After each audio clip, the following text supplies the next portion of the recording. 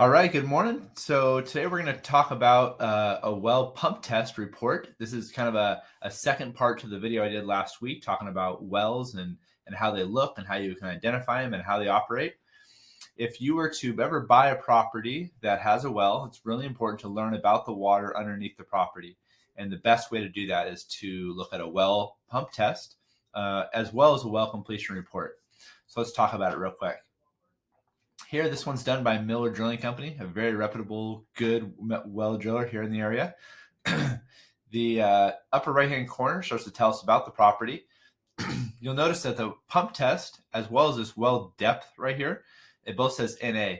That's because this well driller, they did not build the original well. So a well completion report is what we would have to look at next to understand where the pump is set and how deep the well is. So this report does not tell us that information. They use the existing submersible pump that's in the well casing. We talked about that in the last video. Of course, you have your APN, and then you have your location of the property. I blacked those out just for the sake of the property owner. So when they start their well test, what they do is they put down this little sensor, a little ball sensor, almost like a magnet, I think, all the way down the casing. And as soon as it hits water, it beeps and it starts to tell us about the water level. Right now, in this property, the standing water level was at 231 feet. So right at the very beginning of the test, water starts at 231 feet below the surface. Then once they turn on the pump, this one started at 9 o'clock in the morning. The water initially dropped to 257 feet. The water was clear. There was no odor. And it was producing 16.8 gallons a minute. Excuse me. Most tests are 4 hours long, and so you can tell this one went from 9 a.m. all the way to 1 p.m. And as the water is pumping out, they're measuring it, and they're continuing to measure how many gallons a minute it's producing, and they also measure how the water level drops throughout the pump test. So at 9 o'clock, it was 257. 9:05, it went to 260. 9:15, 266. All the way at 12:50, it went down 37 feet, 36 feet to 300 feet, and it remained there at 1 o'clock. So we would call this a very good producing well. 15 gallons a minute, very consistently, all the way for 4 hours. It dropped 40 feet. The follow-up question to this, there's two follow-up questions you'd want to consider. One is how deep is the well depth. We don't know that information here.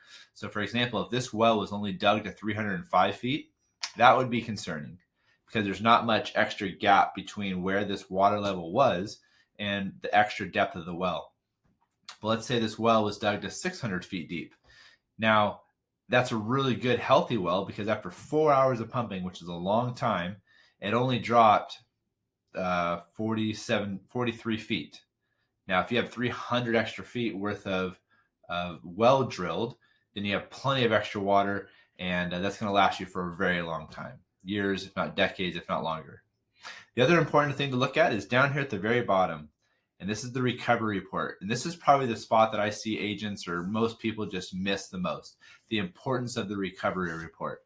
So down here, we see that after 10 minutes, so after having the well off for 10 minutes, the well went back into 262 feet deep.